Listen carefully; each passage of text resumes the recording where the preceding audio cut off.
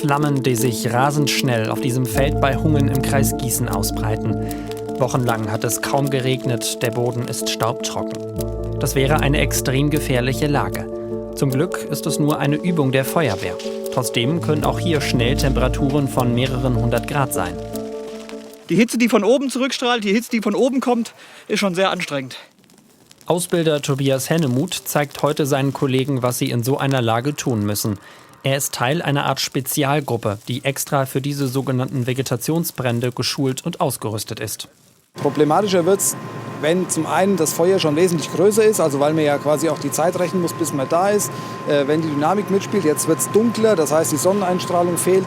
Und wir haben glücklicherweise hier auch keine Topografie, das heißt keine Hanglage. Somit ist es hier ganz leicht, aber wenn es jetzt zum Beispiel in die andere Richtung laufen würde und würde da hinten in den Wald reinlaufen, da wäre es eine ganz andere Situation.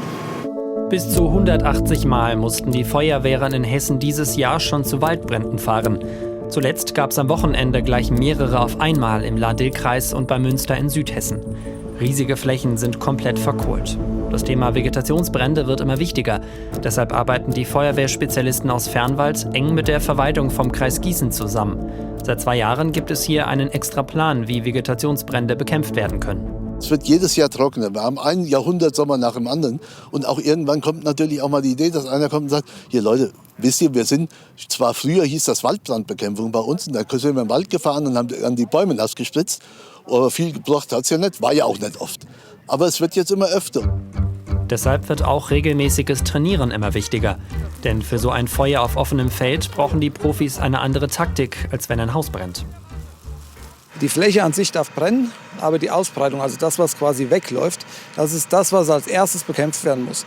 In aller Regel bekämpft man das gerade auf diesen Stoppeläckern über die Flanken. Das bedeutet, links und rechts in Windrichtung gesehen, an dem Feuer entlang wird das Ganze eingefangen, sodass man dann nachher irgendwann vorne über die Front quasi zusammentrifft und dann das Feuer in seiner Ausbreitung eingegrenzt hat.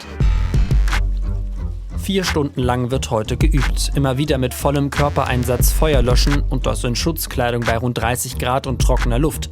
Dazu noch die Hitze vom Feuer.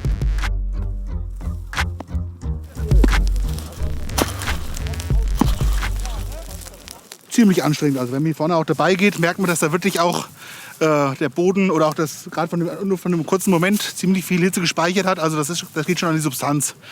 Da muss man auch gut geschützt sein, sonst ist man wirklich schnell verheizt. Das heute war nur eine Übung, aber der nächste echte Einsatz kommt bestimmt sehr schnell. Zum Glück sind die Feuerwehrleute jetzt vorbereitet.